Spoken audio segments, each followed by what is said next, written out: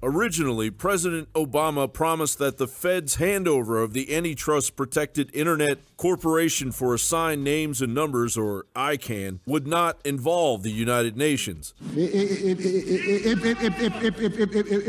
we fall for, a bunch of okey doke. Was this yet again a naive move by an incompetent president of the United States, or has this been the plan all along? Time and time again, Congress has failed to pass draconian laws to control the internet. The Communications Decency Act of 1996, the Intellectual Property Enforcement Act of 2007, the Cybersecurity Act, the Protect IP Act of 2011, and SOPA, to name a few, all failed miserably against the ironclad integrity of the First Amendment. The globalists, scurrying to their den of iniquity at Bilderberg, would hear none of it. Their very fortunes and lives depend on it. The public knows too much already. Control of the internet had to be torn from the protection of the U.S. Constitution. Larry Strickland of the National Telecommunications and Information Administration, a Commerce Department agency which has overseen ICANN since 1998, said, "We will not accept a proposal that replaces the NTIA role with a government-led or an intergovernmental solution.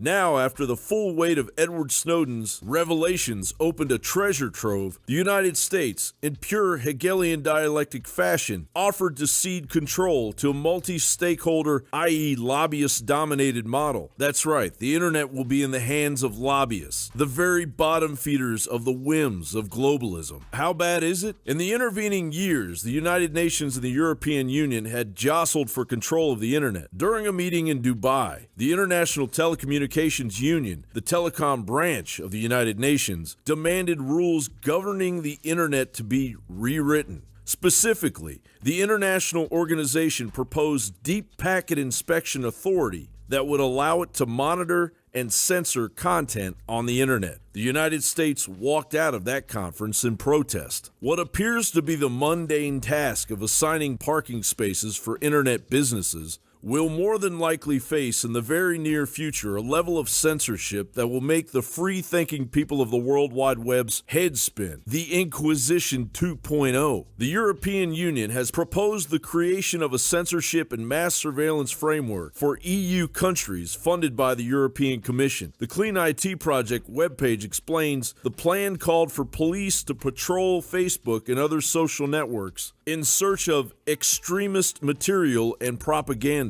in addition to allowing users to flag terrorist content and turn others into the police. In addition to censorship, the ICANN transfer will allow for a globalist taxation scheme. Former Bush administration State Department senior advisor Christian Whitten told the Daily Caller, "If the UN gains control of what amounts to the directory and traffic signals of the internet, it can impose whatever taxes it likes. It likely would start with a tax on registering domains and expand from there." Transition that stewardship to the global community.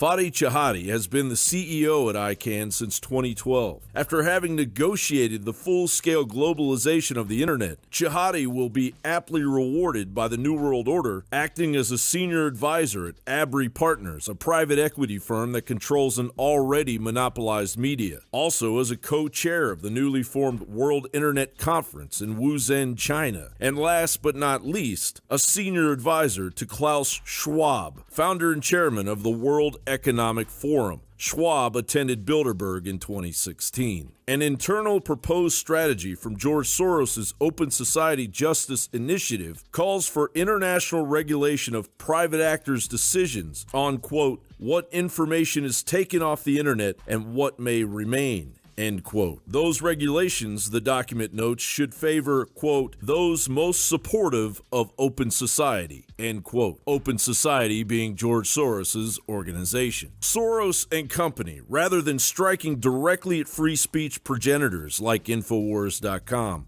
are 1 month away from recklessly pulling the rug out from under everything. Now that ICANN has relinquished control of the medium, globalist institutions can move forward with plans to scrub the internet of all content unacceptable to the global elite and their minions at the United Nations. John Bound for Infowars.com.